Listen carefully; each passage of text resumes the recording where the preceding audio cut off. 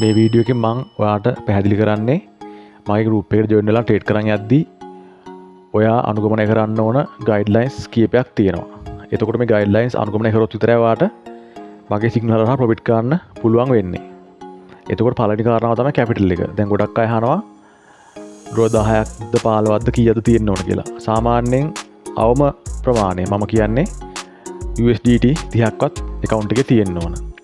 ඔයාට USDT 30ක් දාගන්න බැරි නම් ඔයා USDT 30ක් දාගන්න ණය වෙලා නම් ඔයා ඇත්තටම ට්‍රේඩ් කරන්න සුදුසු කෙනෙක් නෙමෙයි. මොකද අපි ට්‍රේඩින් වලට යොදවන්නේ අපිට තියෙන අමුතර මුදලක්. ඒ කියන්නේ ට්‍රේඩින් කියන්නේ ඉන්වෙස්ට්මන්ට් එකක්. අපි ඉන්වෙස්ට්මන්ට් එකට යොදවන්නේ අපේ අතේ තියෙන අතිරික්ත මුදලක්. ඉතින් ඔයා එකක් ගන්න කොහෙන් හරි ණය වෙලා නම් ඔයා ට්‍රේඩ් කරන්න සුදුසු නැහැ. ඔයා ඉස්සෙල්ලා තමන්ගේ ආදායම් මාර්ගය ගොඩනගාගෙන යම්කිසි ඉතුරු කර ගැනීමක් කරලා ඉන්න.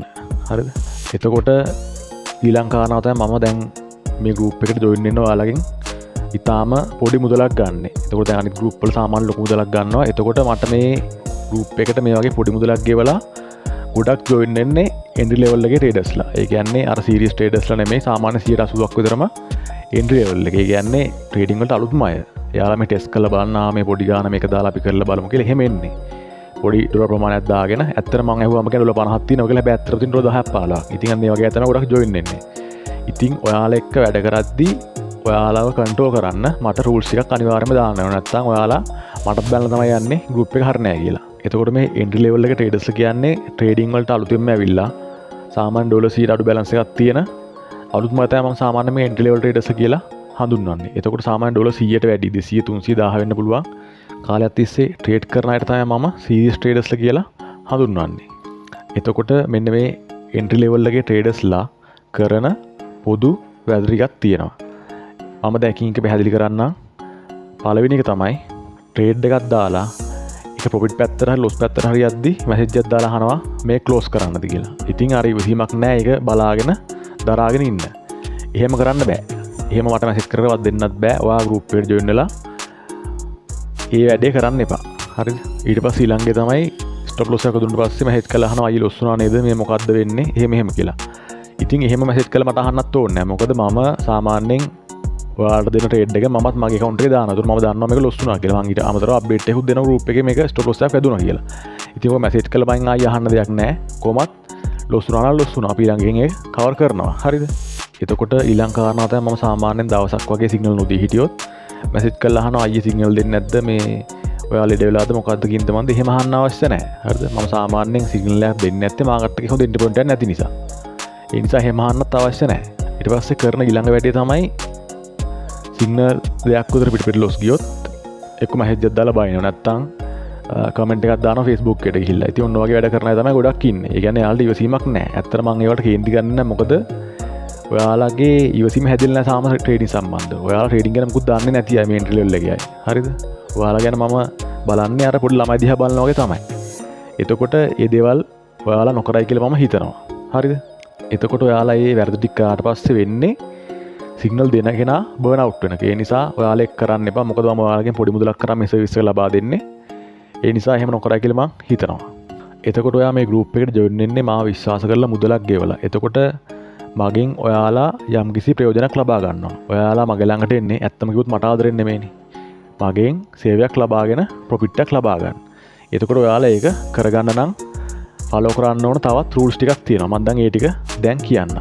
ඒ තමයි නිතරම හැම ට්‍රේඩ් එකකටම එකම ප්‍රමාණයක් දාන account එකකින්. ඔයා එක ට්‍රේඩ් එකකට ඩොලර් 5ක් දානවා, ඊළඟට 10ක් දානවා, ඊළඟට 20ක් දානවා. මෙහෙම ට්‍රේඩ් කළා කවදාවත් ගොඩ යන්න බෑ. මේ ලෝකෙන හොඳම VIP සිග්නල් කරගෙන ආයලුවට සිග්නල් දුන්නත් ඔයාට ගොඩ යන්න බෑම තමයි. නිතරම එකම percentage සාමාන්‍යයෙන් ඔයා දාන්නේ 2% නම් account balance එකේ නිතරම ඒ ප්‍රමාණය විතරක් දාන්න. ඒක ලොස් වුණා කියලා 104ක් දාන්න යන්න එපා. මාටින්ගේල් කරන්න යන්න එපා. හරිද? එහෙම කරොත් account එක wash වෙන එක තමයි වෙන්නේ. ඔයා ලොස් වෙන කෙනෙක් නම් ඔයා ලොස් වෙලා තියෙන්නේ මෙන්න මේ මම මේ කියන වැරදි වා කරන නිසා. ඒ නිසා මේවා සිග්නල් group එකට ආවට පස්සෙත් කරන්න එපා. හරිද? කරලා මට බයින්නත් එපා. ඊට පස්සේ ඊළඟ දේ තමයි සිග්නල් දෙකක් තුනක් පිට ලොස් ගියොත් ඔයා ට්‍රේඩ් කරගෙන නවත්තනවා. ට්‍රේඩ් කරගෙන නවත්තලා ඉන්නවා. එතකොට ඔයා තේරුම් ගන්න ඕන දේ තමයි සාමාන්‍යයෙන් අපිට කිසිම මේ ලෝක කිසිම කෙනෙක්ට ලොස් නොවි ට්‍රේඩ් කරන්න බෑ කියන එක. ට්‍රේඩ් තුනක් විතර පිට ලොස් ගියා කියන්නේ ඒක ඒ කෙනාගේ අදක්ෂතාවය නෙමෙයි. ඒක මාකට් කන්ඩිෂන් එකේ මොකක් කර වෙනසක් නිසා වෙන්න පුළුවන්. ලොස් වෙන එකත් මේ ගේම් එකේම කොටසක්. හැබැයි අපි අවසානයේ ප්‍රොෆිට් එක අනිවාර්යයෙන්ම ගන්නවා. හරිද? ඒ නිසා ඔයාට තියෙන්නේ දෙන රුල්ස් ෆලෝ කරලා කිසිම හැඟීමක් දැනීමක් නැතුව ට්‍රේඩ් එක දාන්න විතරයි. ඊට පස්සේ වෙන දේ වාකිය මම ගන්නවා. එතකොට දැන් මම ඇනලයිස් කරන මෙතඩ් එක ගත්තොත් මගේ තියෙන 70ක වින් රේට් එකක්. හරිද? ඉතින් එතකොට සාමාන්‍යයෙන් අපිට 70ක වින් රේට් එකක් තියෙනවා කියන්නේ අපිට සාමාන්‍ය ට්‍රේඩ් එක තුනක් පිළිපිට ලොස් යන්න පුළුවන්. ඒක සාමාන්‍ය දෙයක්. ඉතින් ට්‍රේඩ් කරන නවත්තන්න නැතුව ඔයා ගෲප් එකට ජොයින් වුණා නම් අනිවාර්යෙන් දිගටම පොඩි පර්සන්ටේජ් එකක් හරි දාලා එක දිගට ට්‍රේඩ් කරන් යන මාසයක් ට්‍රේඩ් කරලා බලන්න මොකද වෙන්නේ කියලා. ඊට පස්සේ ඔයා සතුටු නැත්තම් මම ඔයාට අනිවාර්යෙන් ඔයාගේ මුදල රිෆන්ඩ් කරනවා. එතකොට මම සිග්නල් දෙන්නේ මගේම විශේෂ මම හදාගත්ත ට්‍රේඩින් සෙටප් එකක් අනුව. එතකොට රිස්ක් රිවෝඩ් එක තියෙන්නේ 1 to 1.5 සහ 1 to 2. ඒ කියන්නේ රිස්ක් රිවෝඩ් එක ගැන ඔයා හොයලා බලන්න. මම කියන මෙතන පැහැදිලි කරන්න යන්නේ නැහැ. ඉතින් ඒ විදිහට තමයි අපි ට්‍රේඩ් කරන්නේ. ලෙවරේජ් එක දෙන්න නිතරම 20 අඩුවෙන්. ඉතින් මේ ගයිඩ්ලයින්ස් ෆලෝ කරලා ඔයා ට්‍රේඩ් කරන්න පුළුවන් නම් විතරක් ගෲප් එකේ දිගටම රැඳී ඉන්න, ගෲප් එකට ජොයින් වෙන්න. ඉතින් මේ වීඩියෝ එක මම ගෲප් එකේ ඉන්න අයට සහ ගෲප් එකට අලුතෙන් ජොයින් වෙන්න අහන අයටත් මම දෙනවා.